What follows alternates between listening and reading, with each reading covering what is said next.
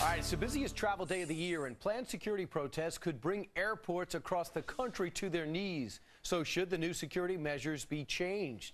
Kate Haney is the executive director of FlyRights.org, and Don Migliori is a court-appointed attorney and liaison counsel for the 9/11 families. They join us live for a fair and balanced debate. First, Don, do you feel as though these pat-downs, these body scans are absolutely necessary or over the top?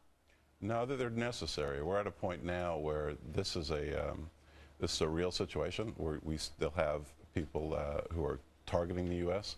Pat-downs and scanners are absolutely necessary to not go back to what we used to have pre-9/11. But, Kate, you hear the outrage. Many people feel the outrage. Are you one of them? Absolutely, and it's because these scanners will not detect a cavity bomb. They will not detect anything beyond 1/10 inch of skin. And I have to tell you that Paul Hudson, who's on our board, his daughter died in Pan Am 103, and he's against use of any technology that doesn't work in favor of using technology that does. We don't believe the scans work. We don't believe the pat-downs are going to find much more than the scanners will in terms of a cavity bomb or even the type of bomb that Abdul Muttalib had in his underpants. And the Government Accountability Office stated the same in their report. So we're very concerned about the type of security that's being implemented and the intrusiveness of it. Not saying we don't need security. We definitely do. Don, I mean, you're not a expert in security, but you also know who's going to be liable. If something happens and a plane is blown out of the sky, are people going to be just as outraged, the same ones who are saying no pat-downs, no body scans? The issue is trying to do everything you can to make sure it never happens again. 14 weapons were recovered at the ground site in Shanksville, Pennsylvania on 9/11. We have to make sure that things that are used in common everyday hijackings are avoided. In the past 30 years, over 40 hijackings were prevented or avoided at the checkpoint. The checkpoint is the last point of defense, and liability is not the issue. It's making sure this doesn't happen. And Kate, isn't this an example of the American government trying to keep people safe?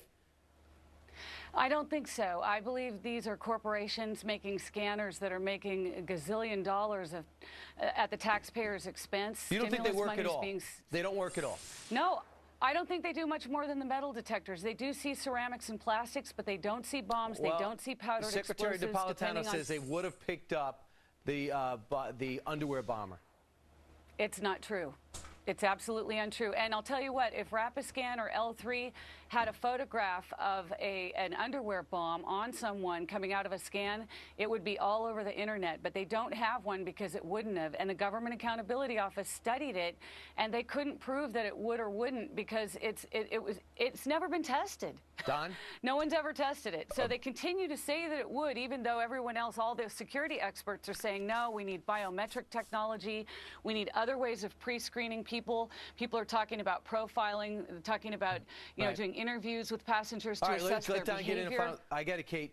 Don, go ahead. Weigh in. Listen, what happened on 9/11 was absolutely avoidable. And what happened on 9/11 was carried out by things that should not have been on planes.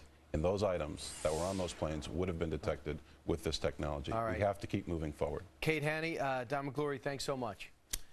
Thank you. And we'll see if this becomes a bigger story today in National Opt-Out Day.